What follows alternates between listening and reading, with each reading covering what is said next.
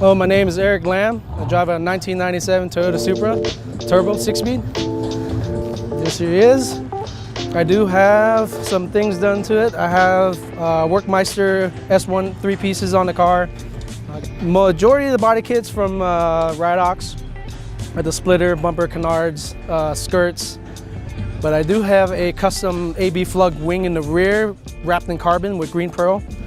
All the carbon pieces have green pearl, and it's very lightly tinted, so it's not overwhelming when you look at it. I have upgraded Brembo 6.4 setup on the car. A 6.4, that's 6 piston front, 4 Six, rear. exactly. What paint is this? Is this OE paint? It's actually an OE paint color, but it has been enhanced for more pearls, so it pops with the sun when the sun hits it. Yeah. Yep. That's interesting. That wing, I know that wing because of I think it was Need for Speed or something. I think so. Games, right? Yep. And this front end, this is a very popular front end for a. Yeah, Supra, it grew in popularity really fast. I mean, I was a fan of it back in the early, 2007 or so. Yeah. I got the car in 2009, Yeah. and I already was looking at parts. Yeah. And I actually acquired the bumper and the rest of the stuff around 2011 when I started to build the car. Do they still make this kit? Yes, they do. A lot of people tell you that Ridox don't make them brand new, but they do. You just have to wait a while for it to come from Japan. Interesting. Cool. What suspension setup you got? So I do have I have a KW V3s in there with the Tanabe solid top hats. Right. Titan Motorsport sway bars. Okay. IKEA Formula arms is on the car also, so it's a really stiff ride with all the spherical bushings. What's your spring rate? I want to say it's actually really soft from KW. I want to say it's like 600 in the front, 400 in the rear, something like that. Do you switch it out when you go to these races? No, it's actually set it up for me to drive on the street, and I want to bring it out to a track like that. So I mean, I will probably make some adjustments in the future because I'm already maxed out on adjustment with the helper spring in the way, so I might have to upgrade the spring so we have a little bit more play for adjustment. Okay, cool. Now, what do you got under the hood? So I do have some modified parts in there, but it's still on a stock block and head. The only thing I've done is cams, but everything else is around the engine.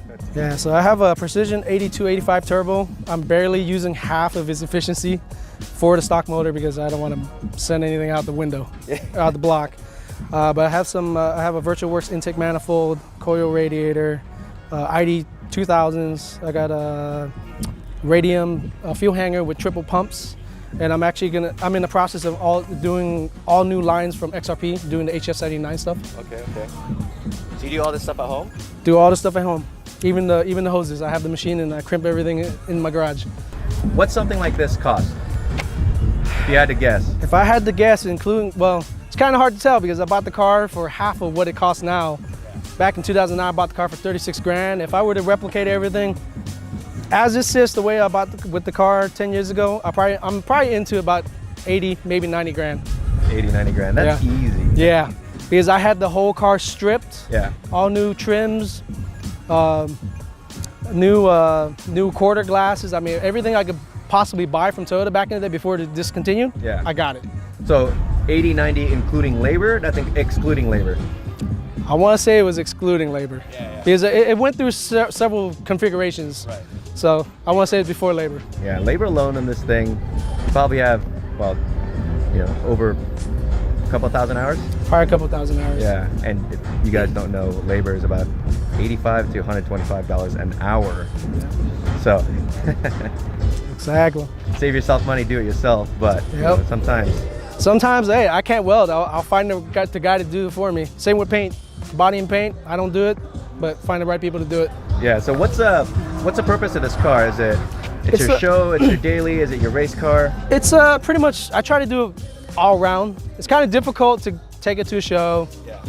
I do drive it to work. I drive it around the streets all the time. Right. And I want to be able to come to an event like this, beat the living snot out of it, and drive home. Yeah. So far today, the best I did is 165. 165. Yeah. And what's that, 18, 20? How much boost are you pushing? In the motoring, it was a lot colder. I was pushing right around 30 pounds of boost. Yeah. 30 pounds, and that's stock too, Jay? Stock block, stock head. That's crazy. Yep. Crazy. Did we mention the horsepower yet? This thing roughly, with good cool temps, yeah, it makes roughly about 850. 850. Yeah, we dynoed it.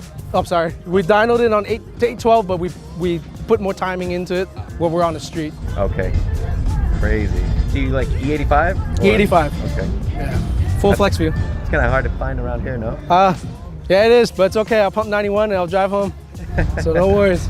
Awesome. Thanks, man. Yeah.